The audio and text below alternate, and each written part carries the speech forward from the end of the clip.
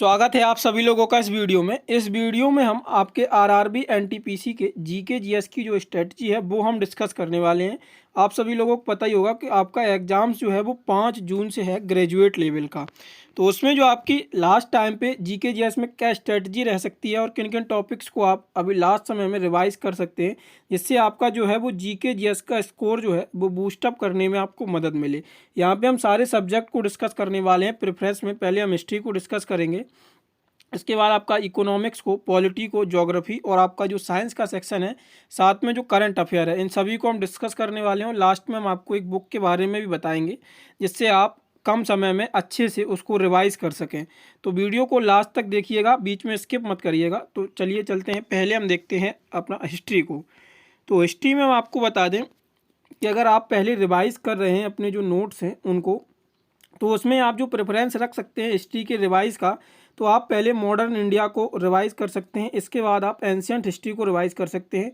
इसके साथ आप मेडिवल हिस्ट्री को लास्ट में रिवाइज कर सकते हैं। तो मॉडर्न इंडिया को आप पहले प्रेफरेंस दीजिएगा, क्योंकि एनटीपीसी में जो 2021 और 19 में हुआ था वहाँ पे मॉडर्न इंडिया का वेटेज एक अच्छा था। तो इसी हिसाब से आप प्रेफरेंस में देख सकते हैं। और जो भी अभी आपके लेटेस्ट में एग्ज़ाम भी हुए थे आरपीएफ के, जेई के और एएलपी के, वहाँ पे भी मॉडर्न इंडिया का एक वेटेज अच्छा देखने को मिला था। आरपीएफ एसआई में भी मॉडर्न इंडिया का भी वेटेज अच्छा देखने को मिलेगा। तो इसी प्रेफरेंस में आप इसको रिवाइज कर सकते हैं। और अगर हम टॉपिक्स की बात करें इसमें, तो टॉपिक्स आपका हो गया, पहला टॉपिक आपका रहने वाला है इंडस वैली सिविलाइजेशन, वैदिक एज, जैनिज्म एंड बुद्धिज्म। ये आप देख सकते हैं। इसके साथ वहाँ पे आप गुप्ता पीरियड को भी देख सकते हैं, गुप्ता पीरियड के साथ मौर्यन एम्पायर को, ये दोनों चीज़ें आप देख सकते हैं। और साउथ में जो इम्पोर्टेंट राजवंश बनते हैं और उनके फाउंडर और संस्थापक को आप देख लीजिएगा। वहीं यहाँ पे बात करें तो आप दिल्ली सल्तनत हो गया और मुग़ल एम्पायर हो गया, सिख गुरुज, जो सिख गुरुज थे और उनकी क्या कौन से युद्ध थे और जो संधियाँ थी उनसे संबंधित वो देख सकते हैं। और रिवॉल्ट ऑफ 1857, यानी कि 1857 की क्रांति, ये मोस्ट इंपॉर्टेंट टॉपिक रहने वाला है। 1857 की क्रांति से वायसराय और गवर्नर से भी आपके जो प्रीवियस एग्जाम्स हुए हैं वहाँ से 1 से 2 प्रश्न आपको देखने को मिले हैं। तो यहाँ से भी आप इस टॉपिक को भी आप इम्पोर्टेंट मार्क करके चल सकते हैं। British acts and their policies, Gandhian era and revolutionaries, तो ये आपका तीसरा इंपॉर्टेंट स्टार टॉपिक हो गया।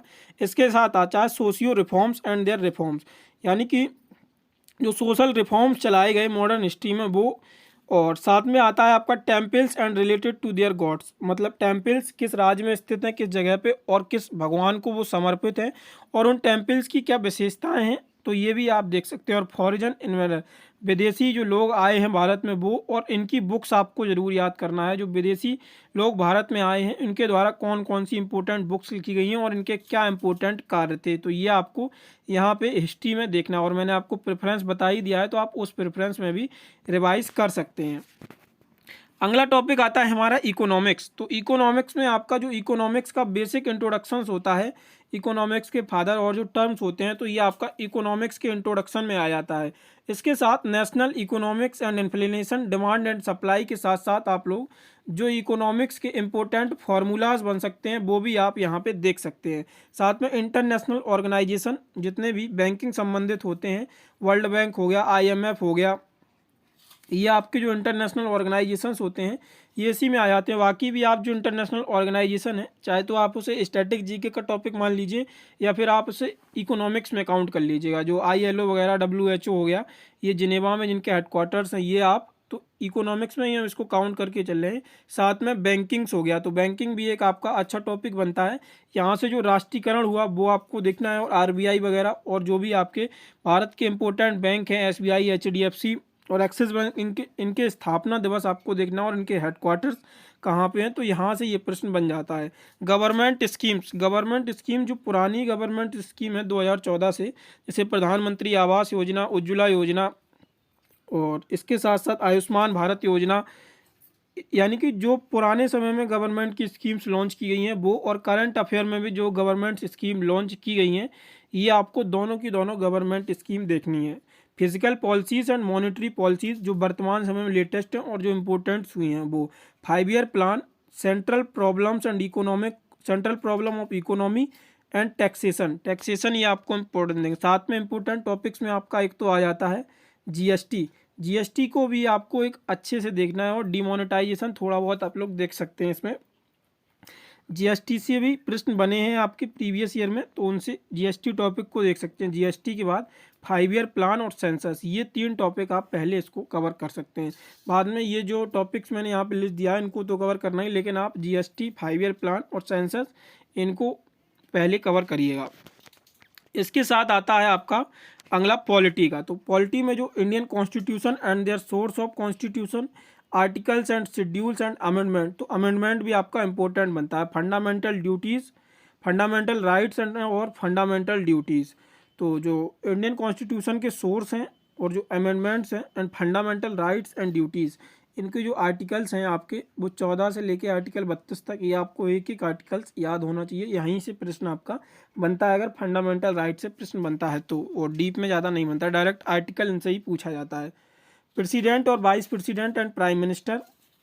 इसके बाद गवर्नमेंट बॉडीज़ में आ जाता है सुप्रीम कोर्ट, हाई कोर्ट और सबऑर्डिनेट कोर्ट्स जो होते हैं इनको। पंचायती राज हो गया, ये नेबरिंग कंट्री यहाँ पे नहीं होगा आपका पॉलिटी में।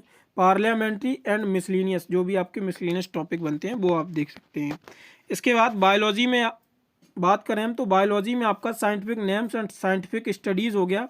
Nutrition in plant and animals, plant and animal kingdom हो गया। सेल्स में आपका बेसिक यूनिट्स ऑफ लाइफ हो गया। डिफिशियंसी और डिजीज़ हो गया। वैक्सीन्स एंड डिस्कवरीज, तो vaccines and discovery, deficiency and disease और साइंटिफिक स्टडीज़, ये आपके 3 टॉपिक तो मोस्ट इंपॉर्टेंट बनते हैं। बाकी आपको कवर तो ये जो 6 टॉपिक दिए गए हैं, ये 6 टॉपिक ही कवर करने हैं। ज़्यादा बड़ा टॉपिक नहीं है बायोलॉजी का, 3 से 4 घंटे में ये कवर हो सकता है।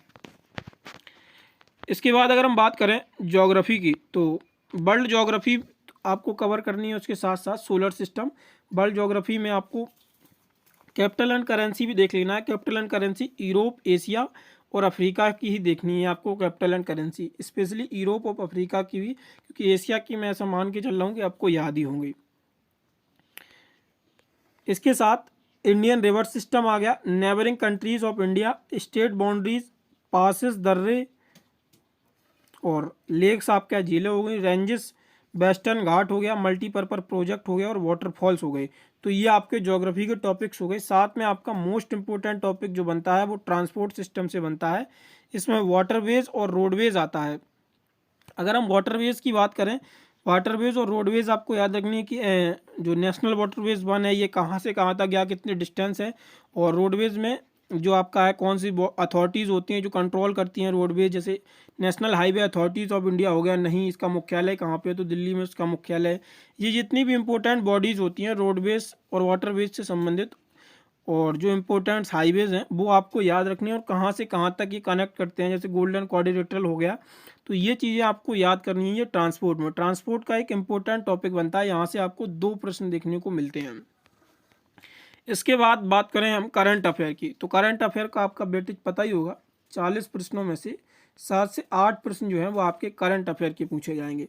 तो करंट अफेयर में सबसे पहले आपका होगा स्पोर्ट्स करंट अफेयर, इसके बाद awards, CM and governor, military exercises, reports and index, government schemes, वो गवर्नमेंट स्कीम्स वहाँ पे भी बताई गई थी इकोनॉमिक्स की, वो पुरानी गवर्नमेंट स्कीम जितनी भी लॉन्चेज हुई हैं, और ये जो 2024-25 में अभी जितनी भी गवर्नमेंट स्कीम्स हुए हैं ये करंट की स्कीम्स यहाँ पे आपको याद करनी है।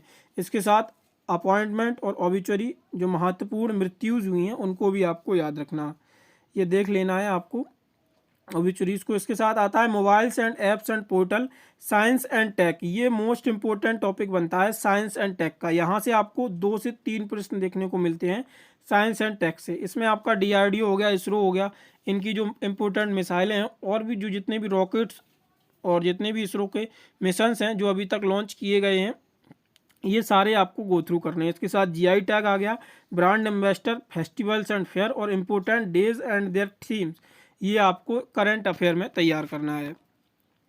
बाकी आप लोगों को बता दें जो मैंने ऊपर आपको टॉपिक सजेस्ट किए हैं, और स्टैटिक जीके के लिए हम आपको ये बुक रेफर कर सकते हैं। अगर आप इसे परचेज करना चाहें तो इसका लिंक आप लोगों को डिस्क्रिप्शन में दिया गया है, तो यहाँ इसे आप खरीद सकते हैं। इसका प्राइस जो है वो मात्र 49 रुपये रखा गया है। इसमें जो भी हमने आपको ऊपर टॉपिक बताए हैं, जैसे कि सेंसस हो गया आपका, सेंसस के बाद 5 ईयर प्लान, जीएसटी और बायोलॉजी में जो इम्पोर्टेंट डिस्कवरीज बताई थी और टेम्पल्स, डेज एंड थीम्स, ये सारा का सारा जितने भी आपके स्टैटिक जीके के टॉपिक्स थे वो हमने इसमें कवर कर रखे हैं। और ये ज़्यादा बड़ी ई बुक भी नहीं है, मात्र हमने इसको 120 पेज में कंपाइल कर रखा है। 120 पेज में आपके 50+ इंपॉर्टेंट टॉपिक्स दिए गए हैं, तो इसको भी आप कर सकते हैं। इसका प्राइस जो है मात्र 49 रुपये।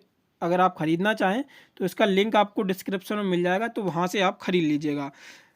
बाकी आप लोगों को वीडियो कैसी लगी कमेंट बॉक्स में हमें ज़रूर बताएं, और बाकी जो भी आप लोगों की डिमांड्स है वो आप लोग हमें कमेंट बॉक्स में बता सकते हैं। धन्यवाद।